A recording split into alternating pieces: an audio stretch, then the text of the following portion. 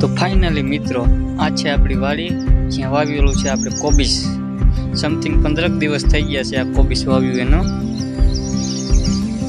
તમે જોઈ શકો છો છેલ્લે 2 કેરા રહી ગયા છે, જે રોગ ઘટ્યો તો તેના કારણે જે વાવવાનું બાકી છે.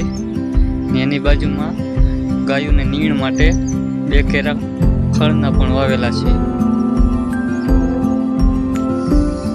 તો આ છે આપણો ડાર જ્યાં કોબીસને પાણી પૂરું પાડે છે. તમે જોઈ શકો છો મિત્રો.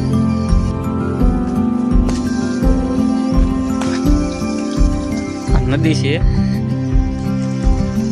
અને એમાં પાઇપલાઇન નાખેલી છે, પણ પાઇપના બાય સંજોગે લીક થઈ ગયેલી છે, તો પાણી અહીંયાથી નીકળી જાય છે.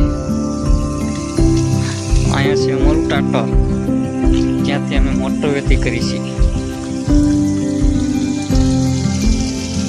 જોઈ શકો છો તમે. ના ગાયોની નીણ માટે આ છે પોપૈયું.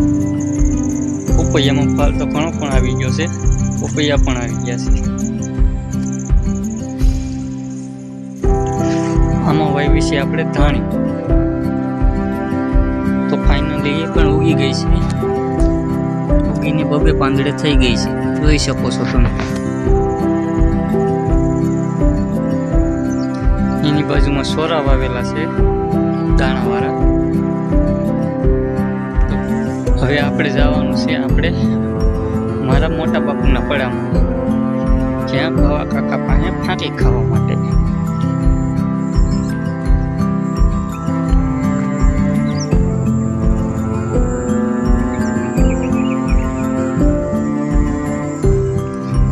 આ છે અમારા ગામડાનો નજારો, તમે પણ જોઈ શકો છો. આમાં માંડવી વાવેલી છે.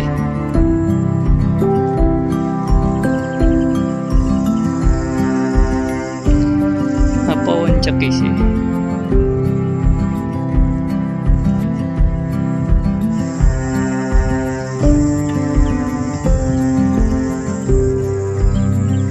અમારે તો ગામડામાં આવું કંઈક વાતાવરણ હોય છે.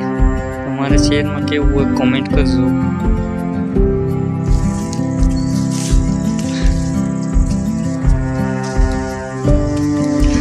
આ છે ભાવેશભાઈની વાડી, જેમણે પણ ગાયો માટે નીણ વાવેલી છે, તમે જોઈ શકો છો.